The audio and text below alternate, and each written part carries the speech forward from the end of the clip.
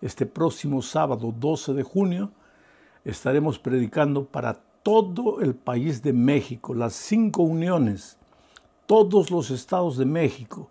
Estaremos predicando noche tras noche temas sobre Jesús como la fuente de la esperanza. En medio de estos tiempos de pandemia, de zozobra, de dudas, de ansiedad, como es bueno escuchar hablar del Señor Jesucristo. Estaré predicando al vivo para todo el país y, lógicamente, hoy, a través de las redes sociales, los mensajes serán accesibles para todo el mundo. Donde haya gente hispana deseosa de recibir la palabra de Dios, podrá estar conectada al programa de los hermanos de México. Que Dios les bendiga ricamente. Este es el momento de preparación, de pedir a Dios que, comenzando el sábado 12 hasta el siguiente sábado 19, Dios haga milagros cada noche. Bueno, ya dije que el título para la lección de esta semana es El Santuario del Nuevo Pacto. Hay un santuario en el cielo. Tú sabes que hay muchos cristianos que no entienden este asunto del santuario celestial, pero hay un santuario en el cielo. Es imposible leer la epístola a los hebreos sin reconocer que hay un santuario en el cielo. Este no es asunto de seres humanos. La Biblia declara contundentemente que hay un santuario en el cielo. Inclusive en el libro de Éxodo, cuando Dios le dio a Moisés la orden de que se le edificara un santuario en esta tierra, le dijo: vas a hacer el santuario de esta tierra siguiendo el modelo que yo te voy a dar del santuario celestial. Hay un santuario en el cielo. La pregunta es, ¿por qué Dios necesita de un santuario? Esto es interesantísimo, porque Dios es infinito. Él no está limitado ni al tiempo ni al espacio. Pero la criatura, los ángeles, nosotros, los seres creados, somos seres finitos, limitados por el tiempo y por el espacio. Ahora, ¿cómo es que un ser infinito, que no está limitado por el tiempo ni el espacio, puede entrar en contacto con un ser finito limitado por el tiempo y el espacio?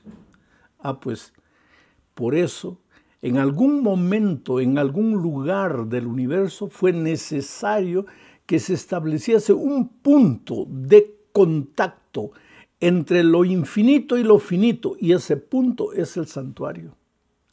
Dios no estableció el santuario por causa de Él. Él estableció el santuario por causa del ser creado, porque lo que más Dios quiere es relacionarse con los seres creados, relacionarse con sus hijos, con sus criaturas. Dicho todo esto, vamos a empezar diciendo que el plan de Dios de establecer un santuario en esta tierra también fue relacionarse con el ser humano. Mira lo que dice Éxodo capítulo 25, versículo 8. Dice: y harán un santuario para mí y habitaré en medio de ellos. ¿Te das cuenta? Dios le ordenó a Moisés que Israel le preparase un santuario porque Dios quería vivir entre sus hijos, vivir en medio de ellos. Ahora vamos a entender un poco lo que el pecado hace. Ya lo dijimos en lecciones pasadas. Lo peor que el pecado hace es separarnos de Dios. Pecado es separación de Dios. Y matamos, mentimos, robamos, todo eso ya como fruto de la separación de Dios. Si viviéramos en Dios, en comunión con Dios, reflejaríamos su carácter y no cometeríamos los actos pecaminosos. Los actos pecaminosos son una consecuencia, un resultado de nuestra separación de Dios. Por lo tanto, el gran problema que el pecado nos trajo fue separarnos de Dios. Pero Dios quiere habitar entre nosotros, quiere relacionarse con nosotros. Aunque nosotros nos escapamos de Él, Él corre atrás de nosotros. Él nos suplica que regresemos. Él quiere tenernos en sus brazos de amor para protegernos y defendernos. Por eso le dijo a Moisés, dile al pueblo de Israel que me edificarán un santuario y yo habitaré en medio de ellos. O sea, el santuario era un plan para restaurar la relación quebrada entre Dios y el ser humano. Leo ahora Levítico capítulo 26, 11 y 12, donde se especifica una vez más el propósito del santuario. Dice así, y pondré mi morada, mi habitación en medio de vosotros, refiriéndose al santuario. Y mi alma no os abominará, no os detestará, no os rechazará. Y andaré entre vosotros, y yo seré vuestro Dios, y vosotros seréis mi pueblo. Puedes cerrar los ojos e imaginar tú y Dios agarrados de la mano, caminando, andando juntos.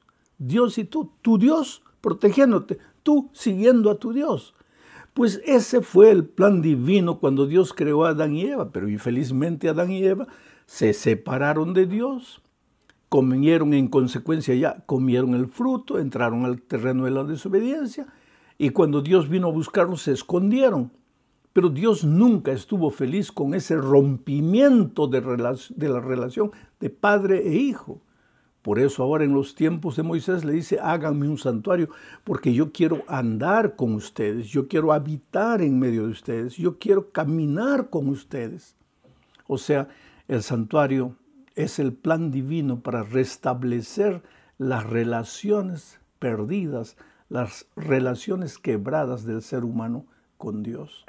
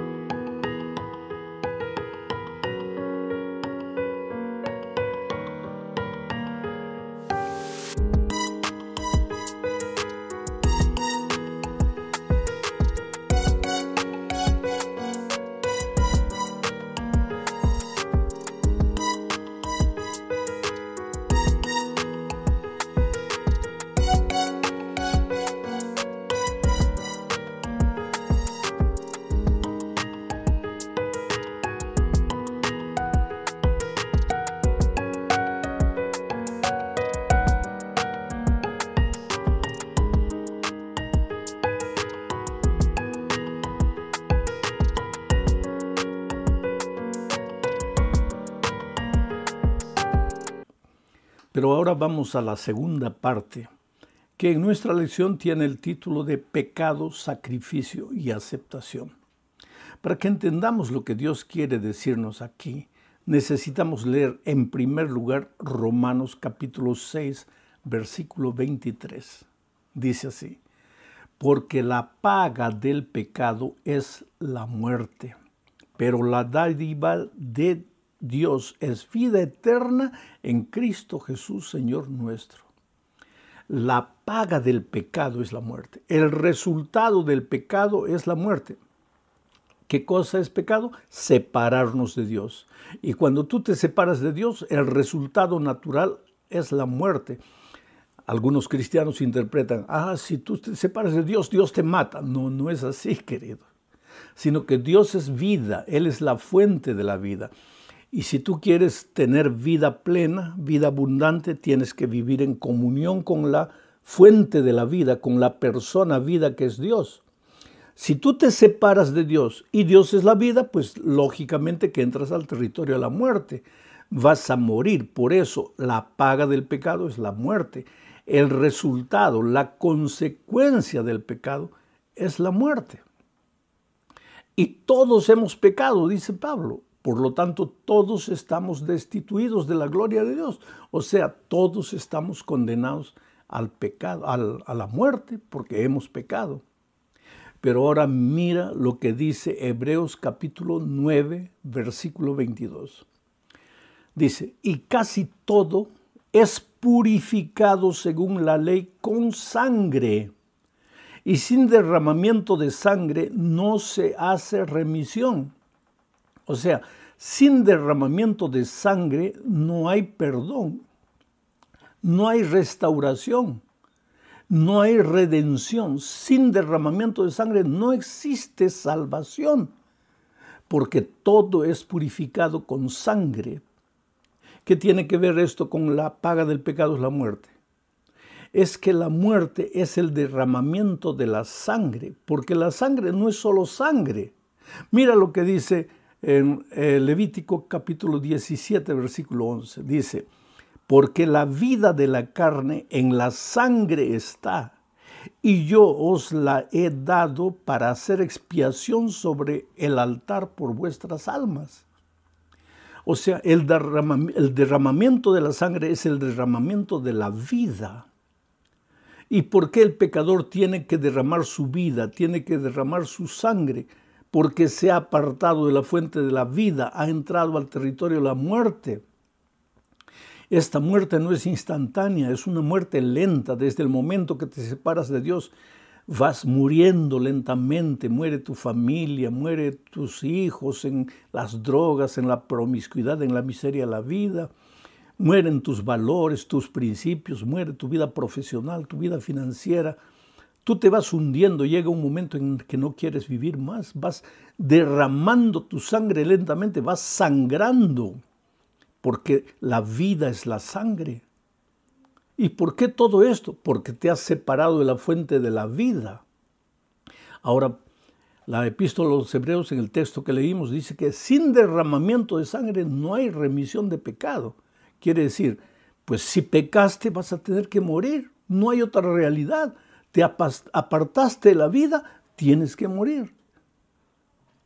Pero Dios le dio al pueblo de Israel la orden de construir un santuario. Y en ese santuario los israelitas llevaban un corderito para hacer...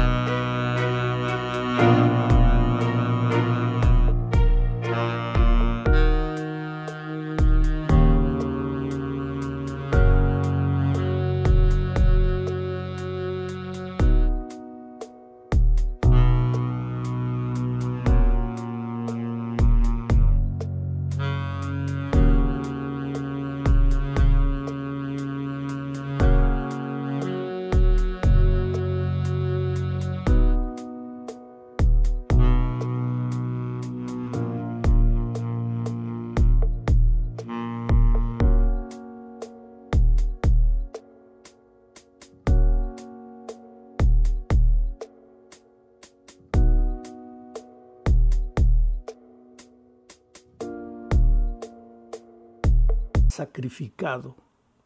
¿Por qué? Aquí está lo interesante. Aunque los israelitas llevaban ese sacrificio al santuario, mira lo que dice Hebreos 10:4. Dice, la sangre de los toros y de los machos cabríos no pueden quitar los pecados. O sea, todos los sacrificios que los israelitas hacían en el santuario, de diferentes animales, corderitos principalmente, no podían quitar los pecados. ¿Por qué? Porque eran apenas un símbolo. ¿Un símbolo de qué? Del Cordero de Dios que quita el pecado del mundo. ¿Por qué? Porque el ser humano había pecado. Tenía que morir porque la paga del pecado es la muerte. Tenía que derramar su vida, derramar su sangre. Pero el ser humano pide perdón y no quiere morir. Entonces Dios le dice, hijo, está bien, yo te perdono, pero ¿has pecado o no? Sí, Señor, he pecado. ¿Y la paga del pecado es la muerte o no? Sí, Señor, es la muerte. ¿Y tú has pecado o no? Sí, Señor. Entonces, pues si te has apartado de mí, el resultado natural que vas a recoger es la muerte. Pero Señor, yo no quiero morir. Y entonces aparece la persona maravillosa de Jesucristo. Y Jesucristo dice, está bien, tú no quieres morir, entonces yo, que soy uno con mi Padre y con el Espíritu, me voy a hacer hombre. Voy a bajar a la tierra, voy a tomar la forma humana y voy a morir. La muerte que tú mereces, yo la voy a morir. para que tú no mueras. Yo te amo. Y aunque tú por voluntad propia te has separado de mí y por voluntad propia has aceptado la muerte, has entrado al territorio de la muerte, pero ya que no quieres morir y ya que yo te amo, yo voy a ir a la tierra y voy a morir en tu lugar. Y fue eso lo que Cristo hizo, pero lo hizo en el Calvario. Pero ¿y qué pasaba con todos los pecadores antes del Calvario? Entonces Dios le dio la orden a Moisés de edificar un santuario. Y en ese santuario los sacerdotes de esta tierra ofrecían el sacrificio del corderito. Ahora te voy a hacer una ilustración para que entiendas. El israelita que pecaba, si quería ser perdonado de sus pecados, llevaba un corderito al altar. No era el sacerdote que sacrificaba el cordero, era el propio pecador. Pero antes de colocar el cuchillo en la garganta al pobre corderito, el pecador israelita cerraba los ojos y transfería todos sus pecados a la ovejita. Transfería todos sus pecados por haber matado, por haber robado, por haber mentido, todos sus pecados a la ovejita. Entonces, cuando abría los ojos, ya la ovejita ahora estaba cargando todos los pecados del israelita. Entonces el israelita levantaba el cuchillo y miraba a la ovejita. La pobre ovejita lo miraba a él y él miraba a la ovejita. Y yo no sé cómo eres tú, pero yo por lo menos yo no quiero ver sangre. No me desagrada ver la sangre. Y el israelita estaba con el cuchillo en la mano. Él tenía dos caminos. O moría él porque él había pecado, o moría la ovejita como símbolo del Cordero de Dios que un día vendría a derramar su sangre en la cruz del Calvario. Él había pecado, él tenía que morir, pero no quería morir.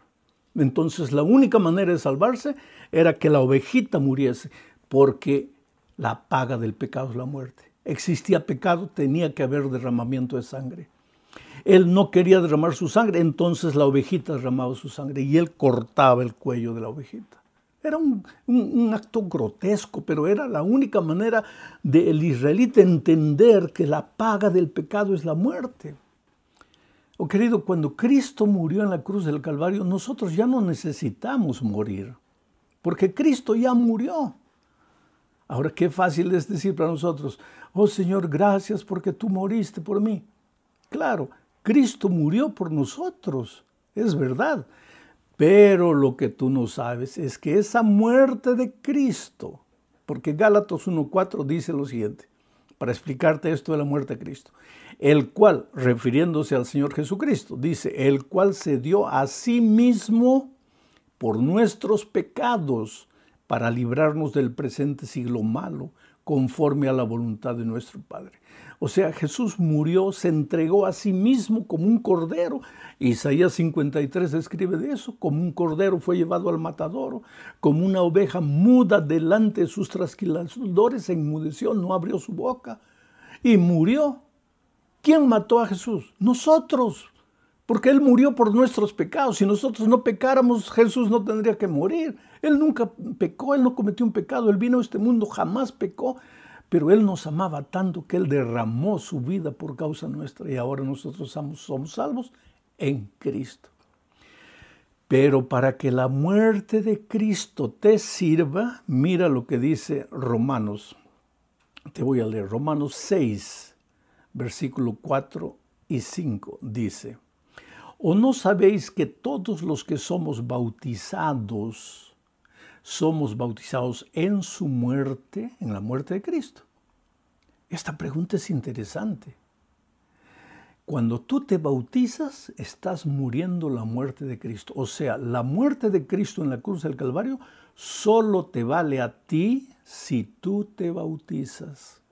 Ahora, si tú no te bautizas, la muerte de Cristo no tiene valor para ti. ¿Por qué? Pablo dice, porque cuando te bautizas, estás muriendo la muerte de Cristo. Interesante. Vamos a la cuarta parte de este estudio. El sumo sacerdote del nuevo pacto. Leo Hebreos capítulo 8, versículos 1 al 5. Dice, Ahora bien, el punto principal de lo que venimos diciendo es que tenemos tal sumo sacerdote, el cual se sentó a la diestra del trono de la majestad en los cielos. Él, Jesucristo, está hablando de Jesús aquí, Él es ministro del santuario y de aquel verdadero tabernáculo que levantó el Señor y no el hombre. Está hablando del santuario celestial.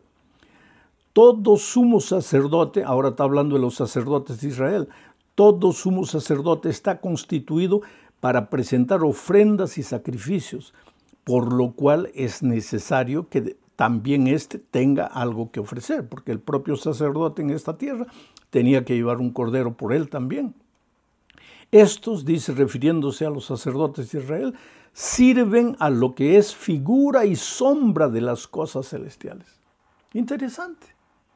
Así como el corderito era sacrificado en el santuario de esta tierra, allá en el cielo, el Señor Jesucristo, cuando murió en la cruz del Calvario, fue al cielo y ahora ofrece sus sacrificios. Él mismo es la ofrenda por el pecador, ya no es un símbolo para los israelitas, ahora es una realidad tanto para los israelitas cuanto para los no israelitas, para el ser humano pecador de cualquier nación, de cualquier tribu, de cualquier pueblo. Solo basta ser pecador, arrepentirse. En el momento que tú te arrepientes y te bautizas, entonces tus pecados son transferidos al Señor Jesucristo y el Señor Jesucristo muere en la cruz del Calvario por tus pecados y ahora tú estás libre. Y ahora el Señor Jesucristo en el santuario celestial ministra en tu favor. Y eso es lo que vamos a ver en la última parte de la lección de esta semana, cuando hablemos del ministerio celestial. Hebreos 9, 24 dice: porque no entró Cristo en el santuario hecho de mano, figura del verdadero, sino en el cielo mismo, para presentarse ahora por nosotros ante Dios. ¿Qué esperanza nos trae este versículo? Los sacerdotes entraban cada año aquí en el santuario celestial, pero Cristo se presentó una sola vez ante su Padre para interceder en nuestro favor, para decirle al Padre: Señor, los seres humanos pecaron, todos pecaron y todos merecen morir, pero ese me aceptaron como su sacrificio. Me confesaron sus pecados, se bautizaron y por lo tanto mi muerte ahora sustituye la muerte